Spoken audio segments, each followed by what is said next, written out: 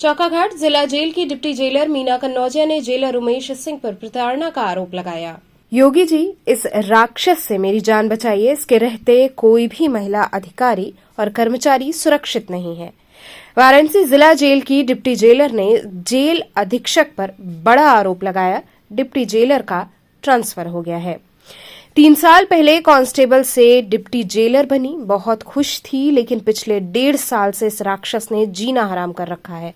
इसके रहते जेल में कोई महिला अधिकारी सुरक्षित नहीं है। वाराणसी जिला जेल की डिप्टी जेलर मीना कन्नौजिया ये कहकर रोने लगती हैं।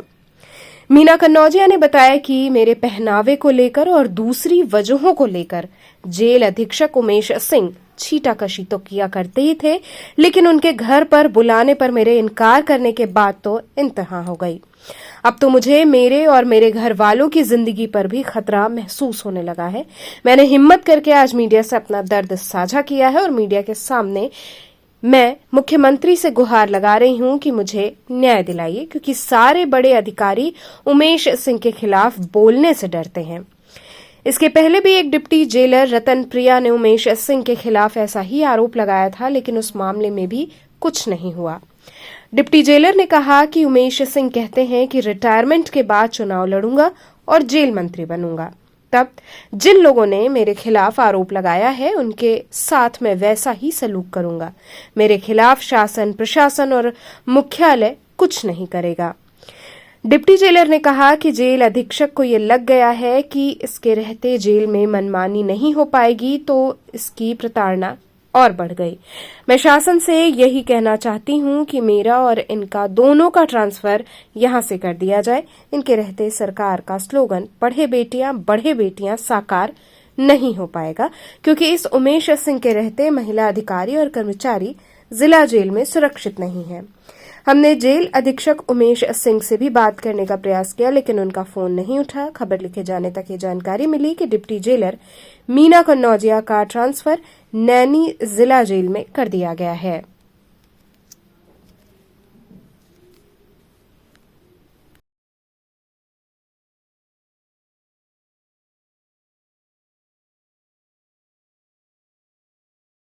मैं 9 जुलाई 2022 में यहाँ पे आई थी। उस समय से बहुत अच्छा चल रहा था। उस समय सक्सेना वो थे हमारे अधीक्षक और त्रिवेदी जी हमारे जेलर थे।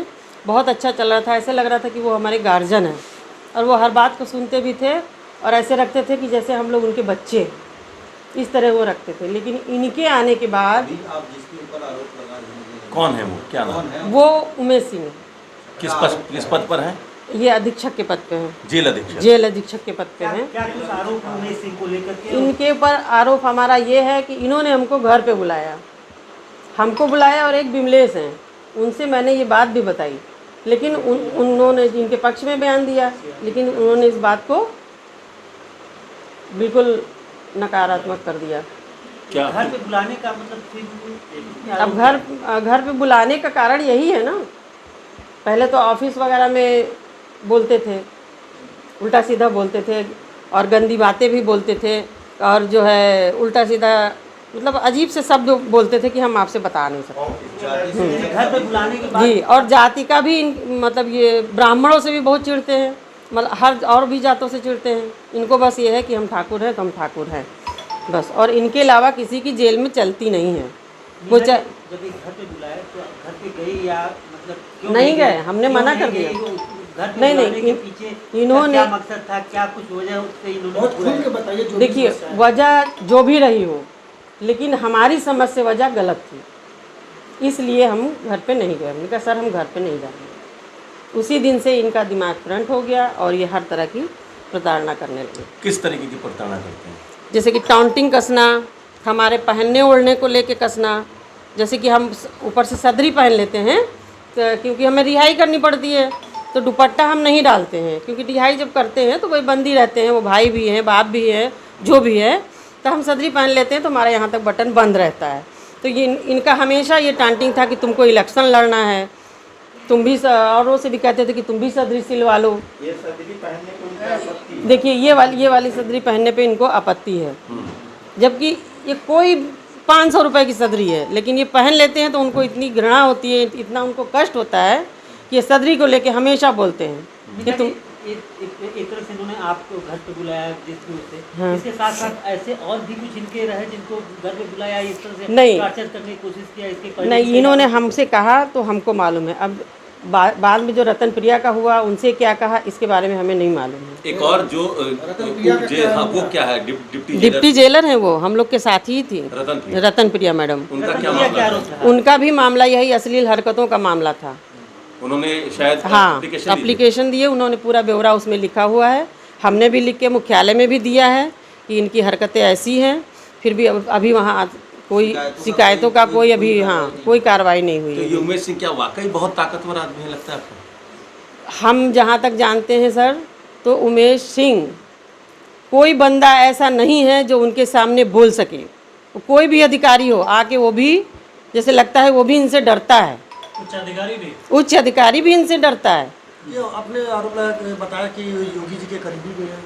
हाँ, इन्होंने कहा कि मेरा कोई कुछ नहीं बिगाड़ सकता, वो चाहे मुख्यालय हो, चाहे शासन हो, चाहे प्रशासन हो, क्योंकि मैं इलेक्शन लड़ूंगा और योगी जी मेरे बहुत करीबी मेरे भाई हैं। जेल मंत्री भी बनना चाह रहे हैं। और कहते मैं जेल मंत्री बनूंगा और जो मेरे साथ जो जैसा करेगा मैं उसके साथ वैसा ही बाद में जब मंत्री बनूंगा तो मैं उसका खून पी जाऊंगा। मीना जी, इसके आपके साथ साथ यहाँ और कितनी महिला कर्मी यहाँ पे? बस एक हमारे साथ एक महिला है, वो इनके पक्ष में है, वो कुछ आपसे नहीं बताएंगी। पूर्व में भी रतन प्रिया ने जो आरोप लगाया था उनके विरोध में आप लोगों ने गवाही दी थी। जी, उनके विरोध में मैंने गवाही दी थी, इनके दबाव में। आपके अलावा बाकी लोगों ने भी गवाही दी? बाकी लोगों ने भी गवाही दी थी, वो भी दबाव में ही दिया था। दबाव था? दबाव यही था कि दबंगई था कि मैं पावरफुल हूँ, मैं कुछ भी कर सकता हूँ, चाहे बच्चे पढ़ रहे हैं जिसके बाहर पढ़ रहे हैं, अंदर पढ़ रहे हैं, जहाँ भी। मतलब ये जो गवाही आप लोगों ने दी तो उमेश सिंह के कहने पे, मतलब उनके कहने पे ही गवाही दी गई थी। प्रिया ने जो रिटर्न लिखित आरोप लगाया था उसके, वो क्या आरोप क्या था? किसने?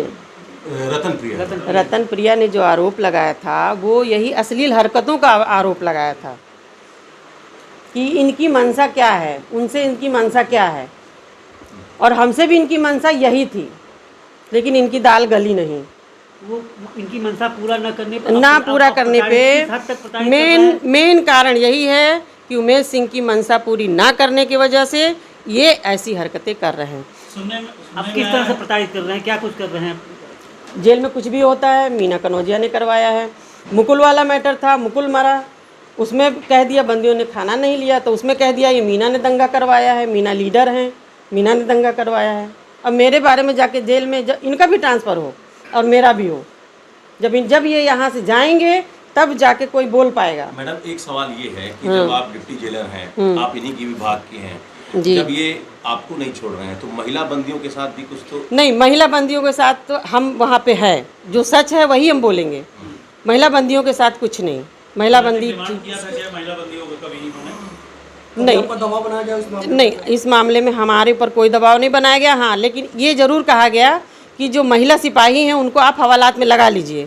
तो हमने इनसे कहा, हमने कहा सर महिला अभी नई नई लड़कियां हैं, उनको हम हवालात में लगाएंगे, वहाँ पे जैसे बंदी रहते हैं, तो महिलाओं का लगाना वहाँ पे सर ठीक नहीं है।